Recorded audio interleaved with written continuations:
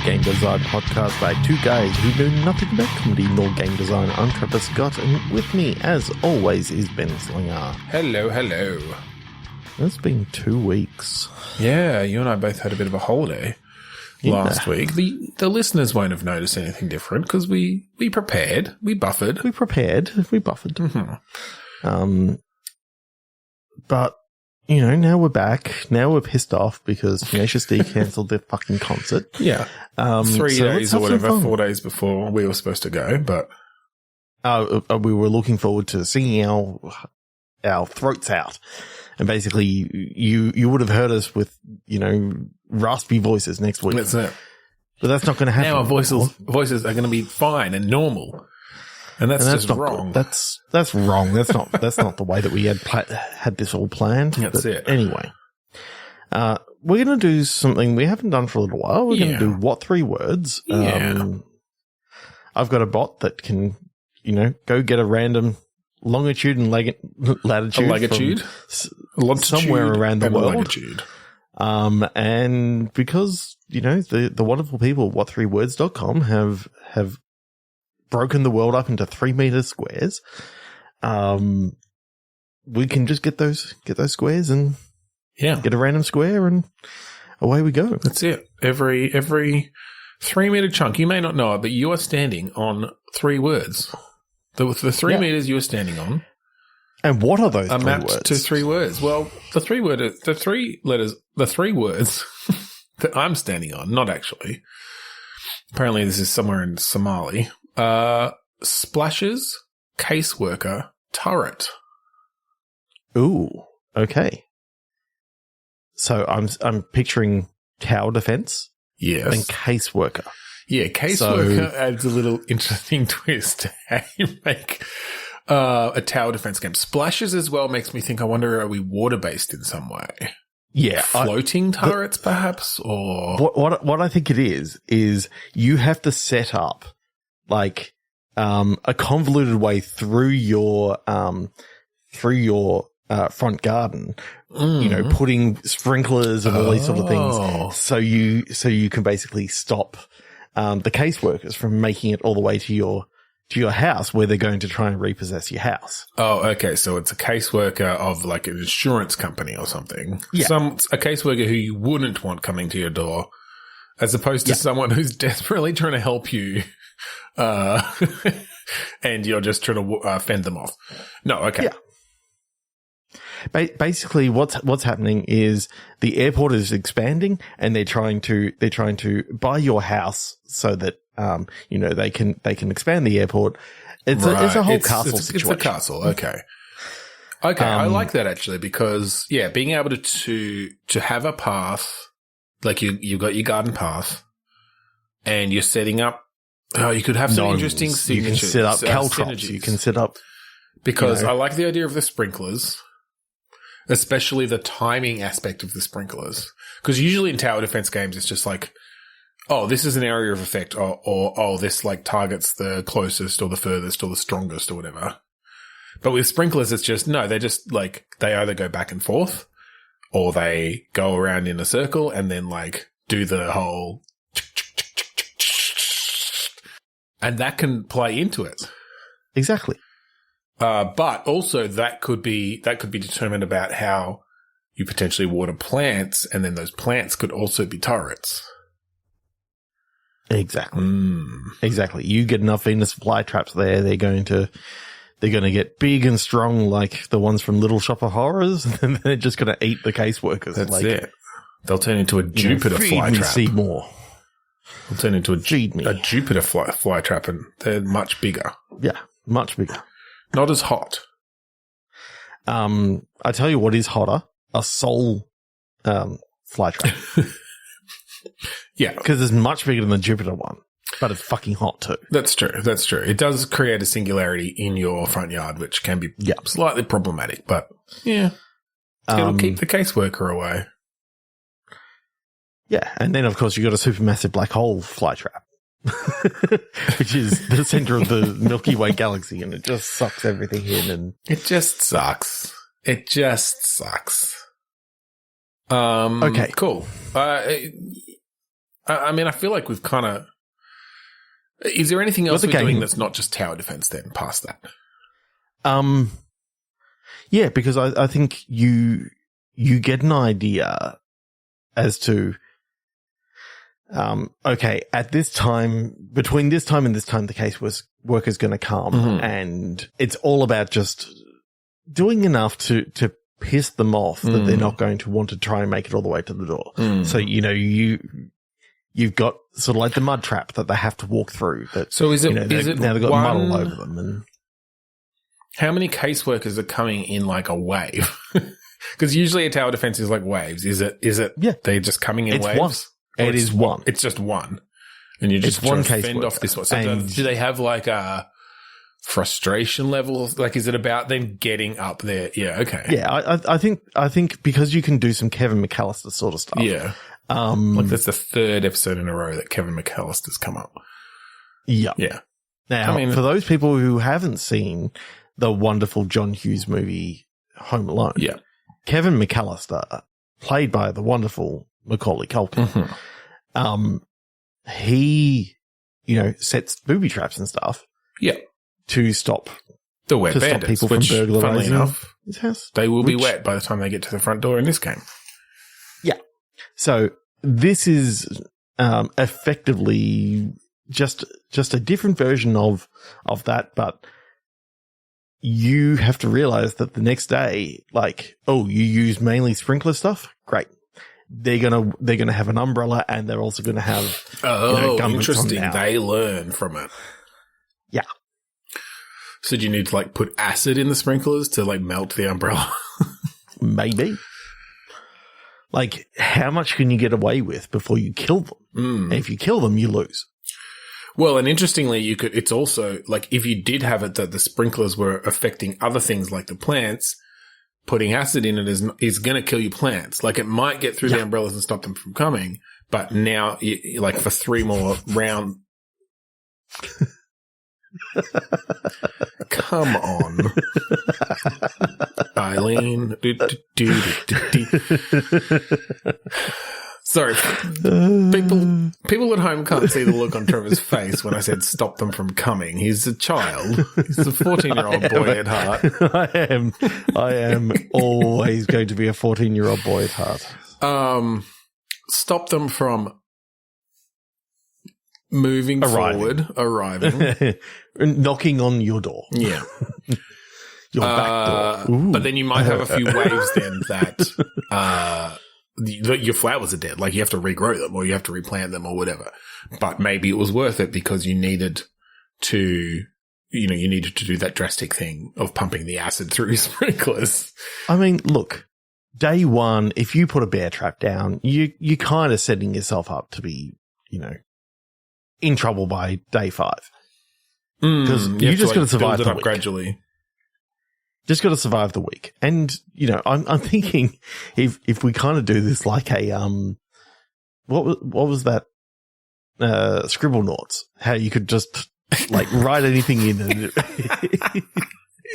saying we just give free reign to put whatever the fuck you want in, Well, the way that worked was essentially that everything had kind of little attributes and tags where different things would work the same way, essentially, or be treated as the same thing. And then you always had the cheat word, rufflecopter. And it was just a helicopter that rolled across the ground. That's right. Anyway, 3, 2, 1. 3, 2, 1 words. Okay. I'll get some words this time. Yeah. I'll get some words. Give me some words.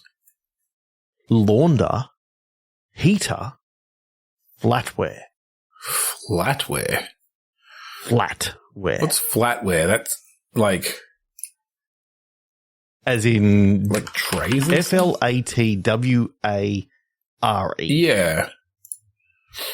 The implements you use for eating or serving food. So like cutlery. Yeah, okay. You can also call flatware silverware or cutlery. Okay. So launder, heater. Yeah, heater. And cutlery. Okay. I mean, when I kind of like the idea of you're trying to launder money through Like maybe, okay. Like a front. A front, and that It's front a could be a restaurant of some catering kind. service or something like that. So the heater is like the what's it called? The Bain Marie sort of thing. Unless the heater can be slang for like a machine gun or a gun.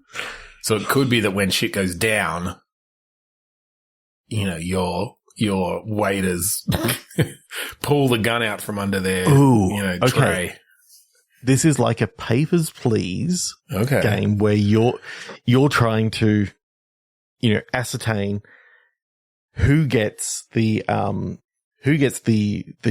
baked potatoes that are filled with money, and which ones get like just normal the actual baked potatoes. And there's different rules each day of like, okay, the person this time is going to be wearing a pin that looks like they're supporting breast cancer. But it's got a little red tinge at the end. They're going to wear it upside down. And then the next day is like, and then the next day is Breast Cancer Awareness Day. So it's a different rule entirely. Or it's the same rule. It just makes it even more difficult. Yeah.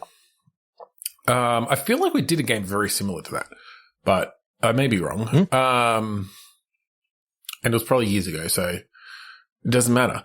But I do like that idea. I feel you could add some different elements to it. Because I think part of the point, obviously, of having a front is to not be found out. Yeah. And so you have to like sniff out undercover detectives. You have to make sure, there may even be rival factions who are trying to like sneak in or like discover things. Like maybe there are things that can happen where if you get it wrong, the code book essentially like gets out. And so it's like, if you're using the old codes, you can't trust those codes anymore. Yeah. But maybe not everyone who comes knows that the codes have changed. So it's not necessarily that you can just, if they're using the old code, they're a cop or whatever, but it's going to be suspicious and you can't. And so you got to go to like there's secondary levels of verification or something. During your conversation, it's like, how's the weather down there in, Tasmania? And yeah, I like the idea of having little conversations, and you have to ascertain, okay, is this person actually supposed to get this potato, this laundered baked potato, or are they supposed to get the other one? And sometimes the problem is that like you thought it was a really good joke when you called the one with the money a baked potato with extra cheese. But like a lot of people actually like baked potatoes with extra cheese. With extra cheese. You don't know, it was kind of a mistake. You should have made it something that nobody actually wanted to order. Yeah. And it was worse when you said, baked potato with extra cheese, sour cream and bacon bits, because that is also a very good thing. And the bacon bits, they were diamonds and they were diamonds. It broke that poor kid's tooth. Yeah. And then you lost money on that one. They really were blood diamonds. At least that kid's mouth was very bloody. But what a grill. All right. 3, 2, 1 words. 3, 2, 1 words. Outnumbered. Conspire. Ooh. Collate. Like when you collate papers, like putting things together in the right order, I guess. That's an interesting one. Collate. Let me make sure I know what collate means. To collect, compare carefully in order to verify, and often to integrate or arrange in order. Yeah. To assemble in proper order. So, I mean, you could be collating troops. That would go a bit better with the other words of being outnumbered and conspiring. I mean, for some reason, my mind has just gone very political. It is like, okay, so something to do with outnumbered and gerrymandering and right. I mean, I'm sure there's got to be a place for a winning an election purely through gerrymandering game.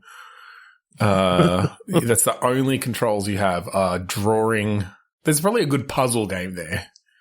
It's like, how can you draw these districts? to be legal. To be legal, but still, and the rules change. Yeah. But you have to keep, like, sneaking around them. That's too real. Yeah, and it's actually something that does happen a lot. So we don't want more of that. I did actually see a video a little while ago about, like, the more natural looking maps that this program that could actually like do it fairly, develop, and they could basically they could throw it to anywhere, but it looked more natural. Oh, okay. So it's still so it's actually still dodgy, like it's still gerrymandering, but still making dodgy it look more natural. But it looked more natural than carving out that little court for this other group. It was like, yeah, well, that's fucking scary. Yeah, the rules of gerrymandering are fucked. Like, how that's even legal. So outnumbered, conspire, and collate. Yeah, I feel like outnumbered is a good one. Like, is there some sort of asymmetrical gameplay elements we can bring in about going up against a force of very different numbers in some way? Or could it just be that we can bring in, maybe this is one of those games where you are a small, like one person or a small squad fighting against just masses, like make it really feel like you can be completely overwhelmed, but you still end up, I mean, I guess that's just a fucking Vampire Survivors, but in a way. Yeah. I mean, all I'm trying to think of is there a way that you can have like 4 people playing couch co-op? Yeah. And one person in VR, and they're the ones who are like having to keep this thing in order. And everyone else is going out and getting all right, getting pieces. That could be an interesting one because outnumbered, and then conspiring could be that while the VR player can hear you, they can't see you, so you might have to be using like hand signals and other methods of the non-VR players to conspire in certain ways to beat the VR player. Yeah. Okay. I mean, because then the VR player is actually, outnumbered. Yeah. So then what sort of power, what sort of extra abilities or information can we give the VR player that gives them a bit of an advantage to make it possible for them to win? Well, other than the fact that they can see in first person and everyone else can only see from a top down sort of view. I know, I'm imagining each person has to sort of go off and collect, certain objects and that sort of stuff. And the person in the VR is sort of collating and putting in order. But the idea of everyone else sort of coming in and totally fucking over the VR player. Okay. Because, I mean, I like the physicalness of the VR player is physically moving these things to put them into different combinations or different orders or different groups potentially. Okay, yeah. Are the co-op players then, the couch players, are they sneaking in and stealing stuff potentially? Like when the VR player is not looking in this direction, they come and grab one of the things they've got organized or switch them or something, hoping they won't notice. And maybe move it into other groups. So the VR player has to separate these objects into certain groups. Maybe it's like colors or something where you're like trying to order colors by hue. And so where it's going to be subtle enough that if you just switch two of them, they're not necessarily going to immediately notice unless they look closely. Wait a sec. I thought I had those right and they look wrong now. It's not going to be super obvious, but like it gives the couch players a way to kind of mess with them. And also, I think you can have, did you ever play the Takelings game? I haven't, no. I've been meaning to, but it is kind of that sort of vibe. That sort of vibe. I see like little characters running around, sort of, being able to pick up objects and move them around, and you're having to sort of keep them in order, and all you're trying to do is just keep biggest to smallest, and they're just switching these other ones around. Yeah. I like the outnumbered aspect because then, it just feels like they're coming from all directions. If they coordinate well enough, if they conspire, then they can flank you. And, even though you might swat that one away across the room before it, manages to do too much damage, you didn't notice all the other stuff that's going on. That's pretty fun. That is kind of fun. Okay, let's... Yeah, 3, let's 2, move on 1 word. What 3 words? I'm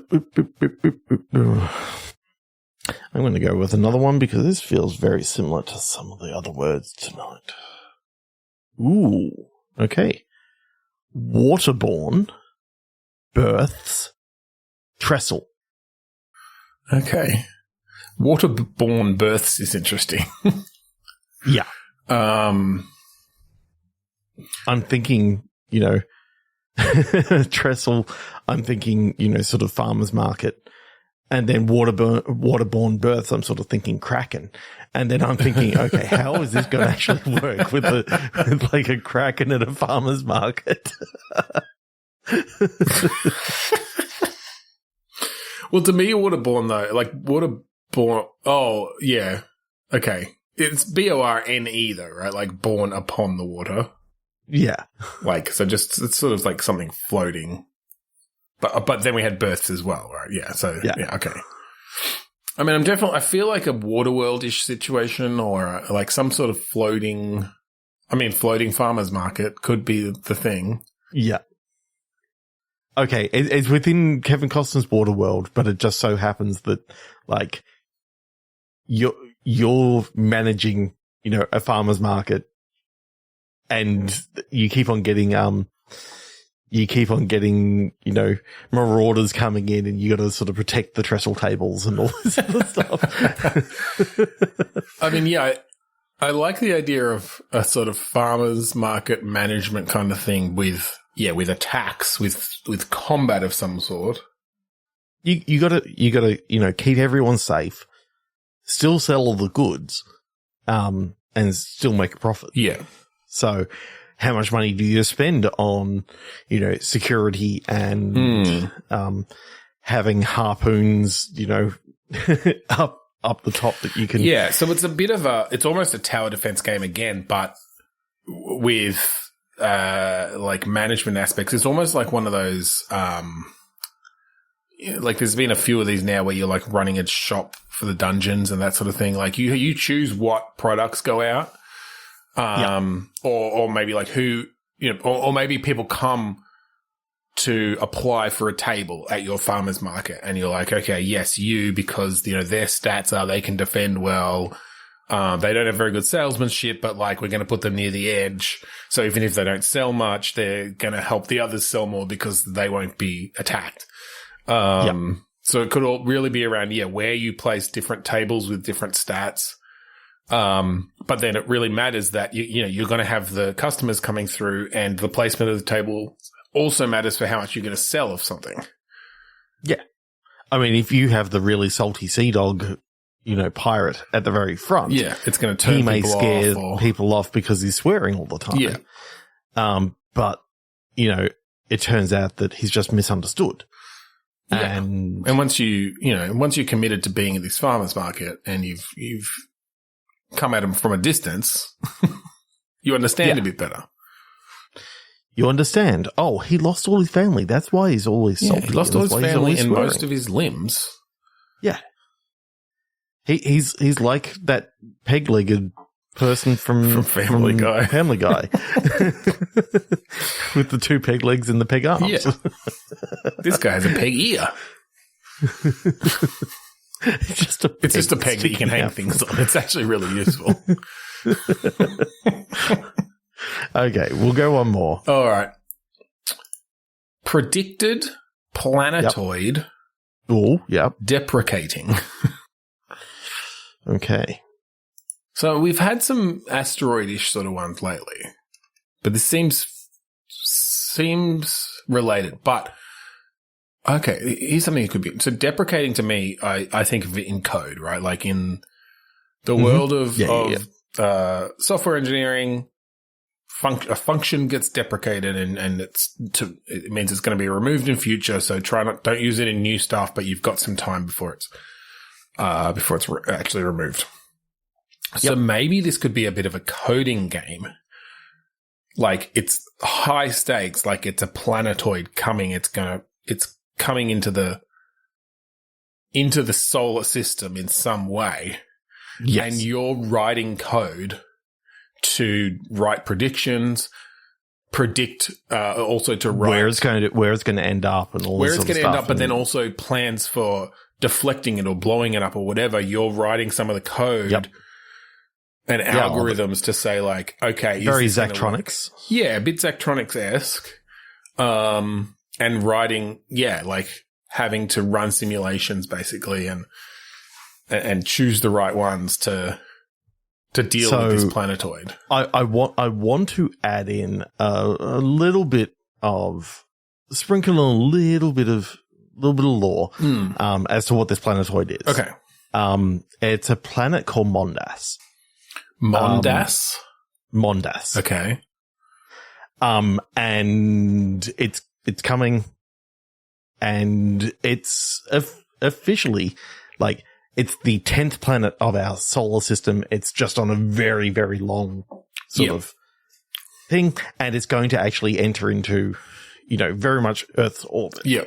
The reason why I'm saying Mondas is because this is actually from like the first Doctor. Okay. From a serial called The 10th Planet. Right. Where Mondas comes in. Okay. Now, the crazy thing about that is Mondas is also the birthplace of the Cybermen. Ooh, okay. So you could have some other sci-fi who kind of know stuff. a little bit more about it. Like, that this is actually much, much worse. And hopefully the Doctor will come in and save the day. That's the final level is you just get a button that says call the Doctor. Calling the Doctor. What I like about this though, and what actually that makes something that made me think of something interesting is the progression could be that you find out different things about this planetoid as it gets closer. So your first prediction might just be, we're going to blow it up. Yeah. We're going to blow it up. And all you know is like, there's civilization there. Like or potentially maybe all you know is its mass. Like you don't know what it's made up of or that sort of thing. And so like that simulation's right. You get a green across the board. It's like, all right, we've got a solution. Oh, wait, it's gotten closer. We've found out that it's like 90%, fucking water or iron or like some element that's where, like, if we blow this up, it's going to cause even more problems, or it's just, what we'd need to do it wouldn't work. Like you find out some reason why that's not going to work. It's like, right. Okay. Now we're going to try to maybe we need to try to deflect it. So, can we gather enough resources to fire something at it? What rocket power do we need to get that up there? How do we work out the algorithms? And then, maybe you find out things like, oh, wait, it's actually got life on there and they're hostile. So even if you deflect this thing, they're going to send out ships to attack us. Right. Okay. Maybe we go back to the blowing up idea and do it differently or whatever. But the idea of just, you get these little snippets of, okay, you've worked out this puzzle. You've done the mathematics that you need to do for this. And, you've programmed this laser. And that's now not going to work. So now we need to do this. It turns out it's all very reflective ice. So the laser's just going to bounce right off. It's going to blow up the moon. And I think you'll find over the time you can actually view on, because you're working for the government, or you're working for UNIT or whatever it is. Yeah. Like, and you put a couple of these little things in. It's like, it's just Doctor adjacent, but it's in today's sort of time, and like it could be a lot of fun. And then, after a while, you maybe get a message from someone else who happens to be, one of the ex-companions or something like that. Yeah. And if you know anything about Doctor, you're like, I got a message from such and such, and that'd work quite well. And then to find out that, this is only the first part where, the Mondasian Cybermen are coming, and it's actually the sequel is like a first-person shooter. You just shooting Cybermen. Literally, the 10th planet is the last serial of the first Doctor, and at the end of it, he dies and becomes the second Doctor, and that's where the whole regeneration comes in. But it's they do bring back the Mondasian Cybermen, and they are the creepiest, fucking most body horror fucking Cybermen that you've ever seen. It is. Oh, just type in Mondas and Cybermen, and they are creepy looking. Oh, they've really got these blank hollow eyes and stuff, huh? Yeah. And it's really, really good. I won't say any more because you haven't actually seen the episode yet, so it's... Oh, there's stuff that comes back in... Stuff that comes back very soon. Yeah, and it's good that they bring it back because it feels really good. I can't wait for you to get to there and then you go, you bastard. We have been watching a bit more Doctor Who again, so... It's good. We're on the final season of Capaldi now, so... Good. Very good stuff. We're all the way through the 15th Doctor, so, and that was, I quite enjoyed it. I think they, again, where they usually fall down are the finales. They can't quite nail the finales, but everything else was really good. Anyway. Cool. Let's call it there. Yeah. On that tangential Whovian note. Yes. If you would like to find our previous episodes online, go to podchaser.com/bitstorm. They're all there, all available. You can listen to them, rate them, review them, share them, tell your friends. That's it. Yeah. And if you like the song that we play at the start and end of each episode, that song is called Mount Defiance off of the album Containment Failure by the band Kuridos. You can find it at kuridos.bandcamp.com. You can download the whole album. Whole album's there for free. There's some good songs on there. Even a prediction. There's a song called Predicted Text. Maybe it's got something to do with the Doctor. Ooh. It probably doesn't, but it may do. Maybe Trev snuck something in there before I was watching the show. I don't know. I doubt it, because you wrote all the lyrics. Maybe I snuck something in there. And you just didn't realize. Oh, Clock Spider. That's a Who thing, right? So thank you again for joining us this week on Bitstorm. I'm Ben Slinger. I'm Trevor Scott. And I'm coming to repossess your house. No, you're not. There's a sprinkler with acid. Melted. Oh no, that just slightly stinks. I'll just leave.